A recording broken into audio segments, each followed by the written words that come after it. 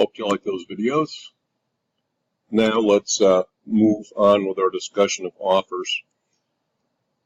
There is something called the 40-40-20 rule, and who knows if those numbers are exactly right. Probably not, but you get the idea that success of any direct marketing effort is determined by sending it to the right people. That's 40%. Having the right offer, 40%. Having the right creative, 20%. So, offer, understanding the mindset of the consumer. Where is she? What is she thinking now? What is she thinking about your product? Does she have issues? Does she have problems? Are there misconceptions to overcome? The better you as the VP marketing, and yes, I know my MindSpring account settings are out of date. Leave me alone. The better you as the marketer get inside the head of that consumer and understand what is blocking. Specifically, what is blocking that person from moving down the purchase funnel, and then creating the right kind of offer. It's a combination of things. It's a price off, it's guarantees, it's reviews, whatever it is, that's the key to success in terms of getting trial. Lois Geller is a pretty well-known direct marketing creative person, and these are what she thinks are 3 characteristics of an effective offer. It has to make sense. It can't be ridiculous and not believable. It must attempt to get the customer involvement. What that means is you're engaging the customer's mind and thinking about the product or the service. They're interested. They have a preference. Do I buy it? Do I think about it another 2 weeks? Do I keep this ad, or do I try to save it somewhere and go back to it? So a clever offer gets the customer to think about buying. And of course, creativity. You want creativity to help you stand out from all the clutter, all the noise, all the thousands of ads out there everywhere. And then yours truly, of course, has to add this idea of, will it move someone to take action? Will it really get in their brain and get them to do something?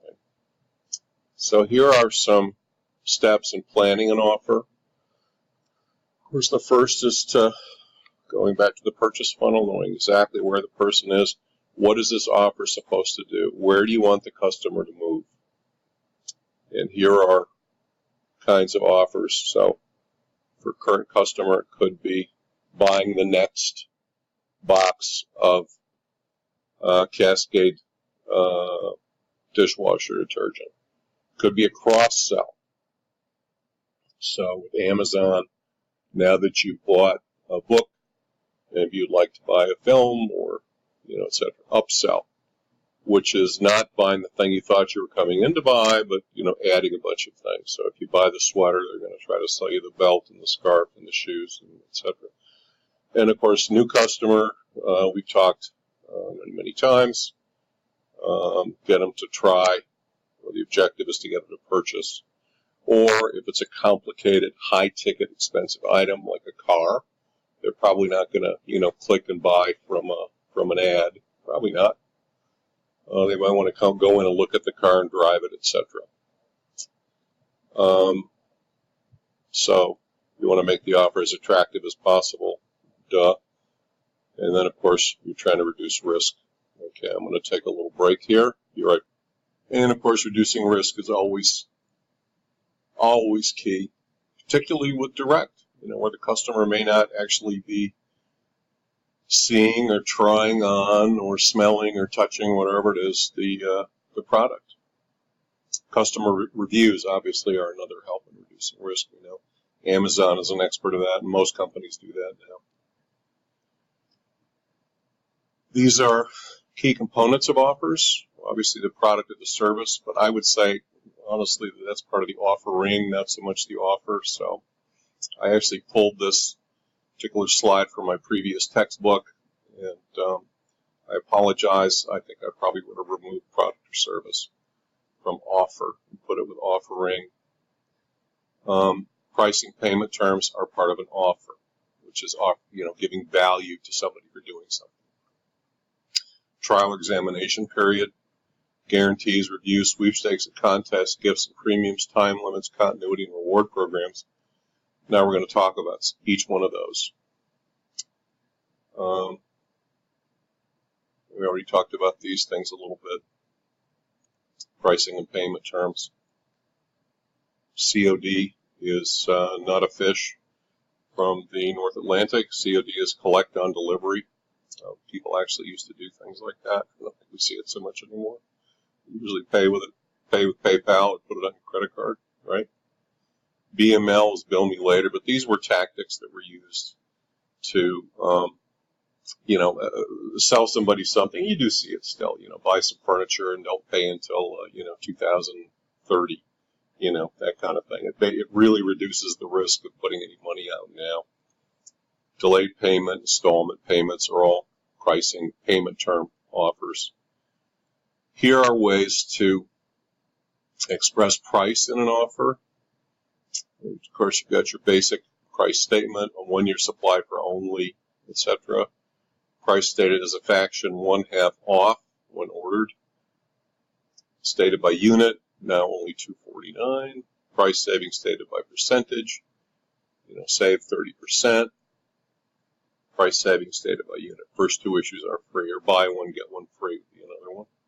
Logo. Price saving stated by dollar amount, save $25. So you can see this, and this is these are ways to express value in terms of pricing to the customer, and choosing which one is going to have the most meaning for your customer comes out of understanding the mindset of the customer, where they are, who they are, and what's gonna ring the bell for them. Obviously, the trial examination period helps overcome risk. It's very effective. Guarantees are very effective, as you see here. And I think I talked about LL Bean before a couple of lectures ago. They don't do it anymore. I think they say to me, I think it's, you guys are going to have to check this and let me know maybe, but I think it's in the first year we'll replace anything that is defective that you're unhappy with. At one point it was a lifetime guarantee that they gave. I mean, talk about a risk reducer, and they really were a catalog company. They've been around a long time, 40, 50, 60 years, selling from a catalog before there was a website, before they had retail stores. They're based in Boston, and they developed these interesting outdoorsy, garmenty products and hunting and fishing tackle and equipment, and built a database. I mean, they are a real classic, successful direct marketing catalog company, a classic direct marketing company, and this lifetime guarantee was a huge part of their success.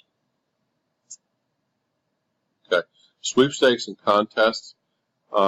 We are going to have Jason John lecture for us. He has confirmed. I haven't got a date for him yet. He's the Chief Marketing Officer for Publishers Clearinghouse.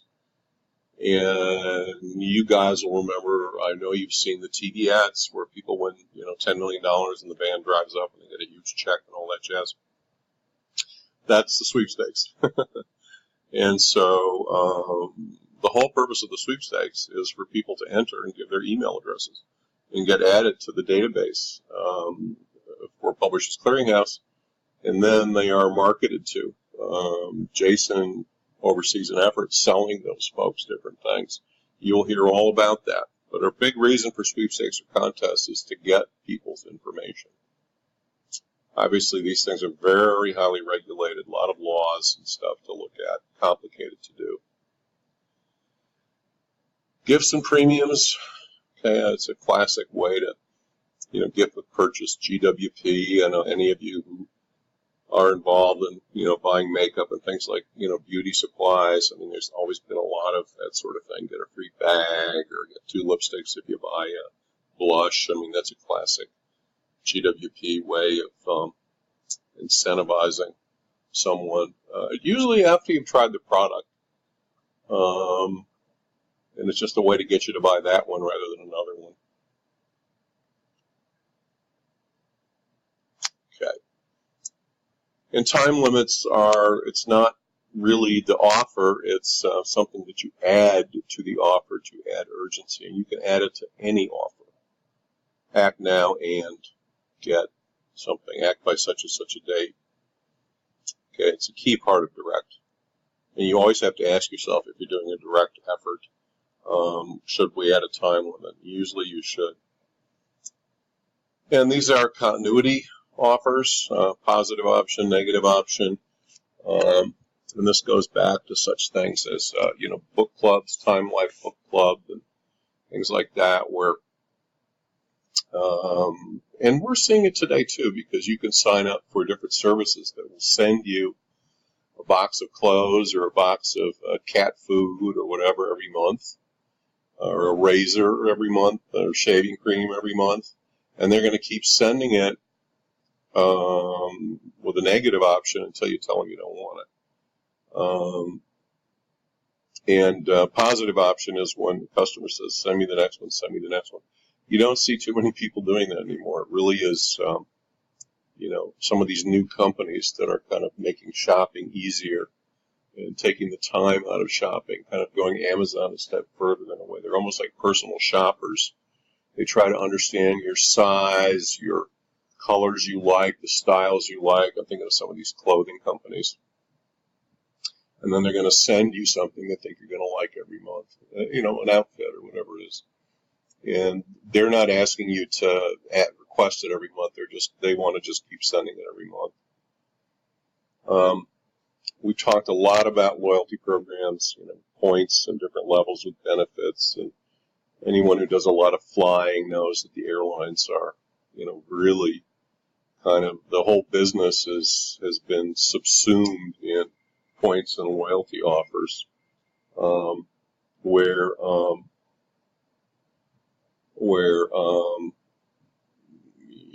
you every time you fly you get something. Every time you stay at a hotel you get something. You can convert it to airline points if you want, and then get enough points and you get magazines or whatever it is. And then of course the other thing the airlines do is if you get to different levels of points, you get better service. You get ahead of the security line. You get to go into the club that they run at each airport where you can nicely kind of wait for things.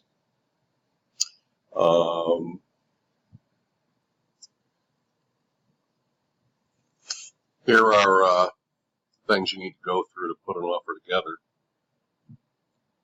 First is understand the customer and talk to them, find out their perceptions of what they're looking for in your type of product or service and how yours matches up. Get a sense of how best to appeal to them to increase their purchase intent. Then you figure out the terms. Obviously, you've got to do financials. And what are the costs here? What impact does that have on the business? What impact does that have on your marketing budget? Test, test, test. Always test. Test in any kind of marketing. But in direct, it's so easy, right? Because every person is an individual, and every time you provide some kind of stimulus to them by email, etc., you can track what they do. So it's easy to test options. Always trying to maximize results, always trying to improve. You remember the direct marketing cycle. And even when you pick a winner and execute, you're always going to hold back some large sample size in anything you send out and test new alternatives. And if it's an email, you're going to test, and you're testing offers, then you're going to keep the subject line the same, right? And you're going to have a different offer in the body of the email.